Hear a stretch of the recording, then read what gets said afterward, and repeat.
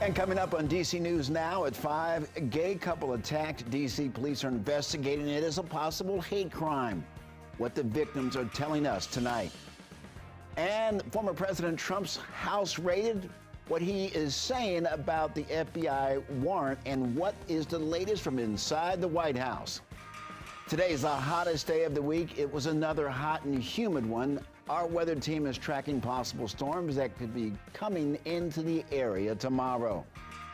And thank you for joining us for the News at 5. I'm Mark Hall. That is where we start tonight, as tomorrow will be a DMV first warn day for our region. Joining us now, meteorologist Scott Sumner. Scott, what should we be preparing for, my friend? I tell you what, Mark, we'll be looking at some storms more widespread in coverage.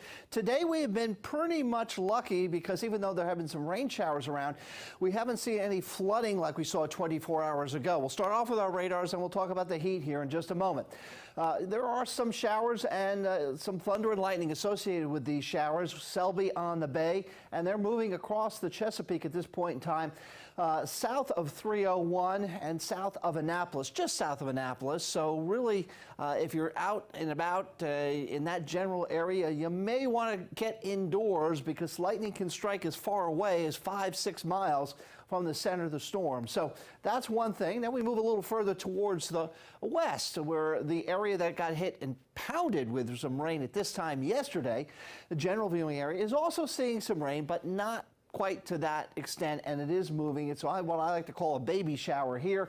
It's moving along Highway 50, as you see, south of Holmhurst and north of Woodmore. Now, moving further to the north and the west, up towards the Frederick County, as we go region by region here, seeing a shower here just north of the 340 region, 340 and 15 connector, and that goes right to 70, the I-270 connector as well. So some showers and maybe a little thunder and lightning up in that way. But other than that, we're looking at, as our radar expands to the DMV, the complete viewing area, yeah, there's some pockets of showers out towards West Virginia, also the western Maryland area, but we're not seeing any flooding conditions right now. We're just feeling the heat. And speaking of which, let's take a look. We do have a heat advisory that will last for another 2 hours here for all the counties shaded in orange. That does include Calvert County, as well as St. Mary's County and Anne Arundel County, extending up towards the Baltimore County area. D.C., you're not under any heat advisory, but it is hot out there. My goodness, look at the number. 106 is what the heat index feels like as we speak. Now, that actually, now that I see that, because that's just been updated here, that would tie the highest heat index for D.C.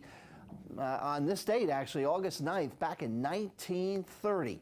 But if you're wondering what the highest heat index ever was, 178 in Saudi Arabia. I'm glad I'm not there. We'll talk more about our weather in the 7-day forecast coming up.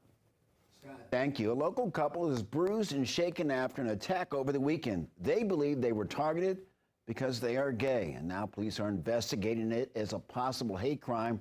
Reporter Marielle Carbone is live in Shaw where this happened. Marielle, you spoke with the victims today. The big question is, how are they doing? Well, they are still shaken up and still processing what happened, but physically, for the most part, they are okay. Now, we are not showing their faces or using their full names over a concern for their safety. But Robert and Antonio, they tell me that they were walking down 7th Avenue Sunday evening when a group of teens yelled homophobic slurs at them. They also yelled something about monkeypox. Now, the couple, they did turn around to address the teens, but decided to walk away. They say that is when one of the teens came up behind them, punching Robert in the head and Antonio in the mouth. His injury was so bad, he needed stitches. I don't know if it's just from COVID or just maybe anecdotal evidence, but it's been like a crazy summer, and I know people I know have had stuff like this happen to them or been called things, and I've had several instances, and I feel like I've experienced more homophobia in D.C. in this summer alone than I ever had in Texas in my entire life.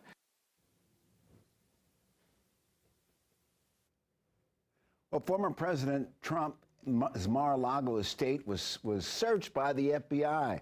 The president called it an unannounced raid. DC News Now anchor Chris Flanagan joins us with the latest. Chris. Yeah, Mark, good afternoon. The FBI's unprecedented search of former President Trump's Florida home ricocheted around the government and politics today, along with questions as to why the Justice Department decided to take such a drastic step. The search was related to a probe of whether Mr. Trump had taken classified records from the White House to Mar-a-Lago. During a White House press conference briefing today, Press Secretary Karine Jean-Pierre said President Biden did not know about the search warrant. She also said no one at the White House knew. GOP leaders here in the DMV, though, like Governor Larry Hogan of Maryland and Virginia Governor Glenn Youngkin, questioned the decision. The Justice Department conducts investigations independently, and we leave any law enforcement matters to them.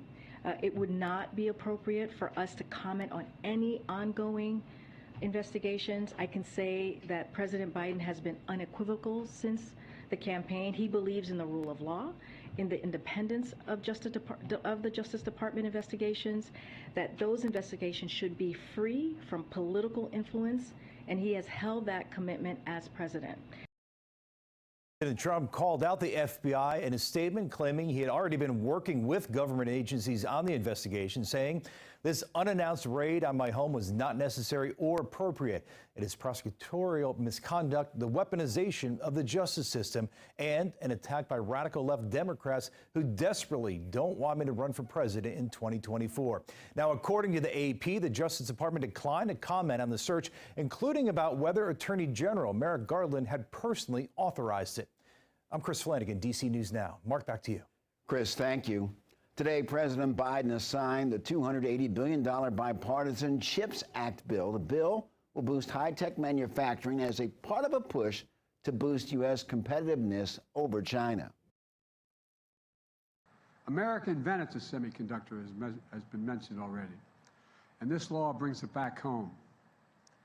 It's in our economic interest, and it's in our national security interest to do so. And the president hopes to highlight a new law that will ease U.S. reliance on overseas supply chains for critical cutting-edge goods. Well, developing tonight, 6 men from around the DMV are arrested for soliciting sex from minors. The arrests were part of an online sting operation. Investigators say in each case, the men struck up inappropriate conversations with police officers posing as children. When the suspects arrived to an agreed-upon location, detectives took them into custody. The men, who are between 26 and 43 years old, are charged with a combined 21 felonies. Well, this just in our newsroom here at 5, an arrest made in connection to 4 murders in New Mexico that police say may be connected with all victims being Muslim. Albuquerque police say that they have detained the primary suspect. The killings have sent ripples of fear through Islamic communities there, and investigators say the 4 victims died in ambush shootings. Police have not yet released the name of the suspect. Well, she is arguably the greatest female tennis player to ever step on the court. Serena Williams announced today that she will call it quits after the U.S. Open that begins later this month. The announcement caught many people by surprise. Our Dave Laval joins us from the Banneker Tennis Center courts in D.C. with the reaction to the announcement. Dave. Mark, Serena Williams is a 23-time Grand Slam champion since she won her first U.S. Open in 1999. She's also no stranger to the DMV, as she and her sister Venus often come here to promote the sport. In fact, Serena toured the area during last week's City Open, in which she did not compete.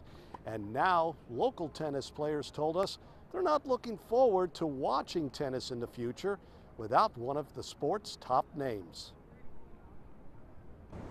Randy Brader takes to the court for another lesson at the Banneker tennis courts.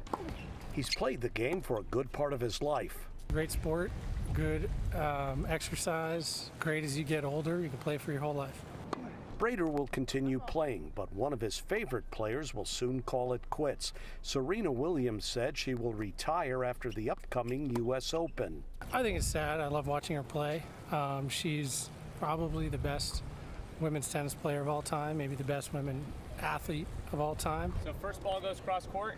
Clark Bogle is Brader's instructor. He too will miss Williams. She's been probably the most recognizable female athlete maybe ever, and that's a pretty big moment. So Serena Williams will leave a major impact on the sport. But local players said Williams and her sister Venus played a huge role off the court.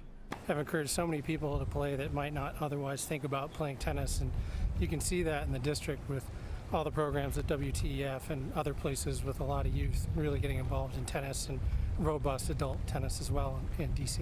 If you want to talk about somebody who has inspired loads of young kids in DC to get into tennis, especially young girls, they're at the top of the list. Serena Williams will be missed by these players, but they told us at least she will step away from competitive tennis on her own terms. The Williams sisters also appeared in the district in 2001 to help open the Southeast Tennis and Learning Center. Serena also played for the Washington Castles professional tennis team. Live at the Boddicker tennis courts, Dave Laval, DC News Now.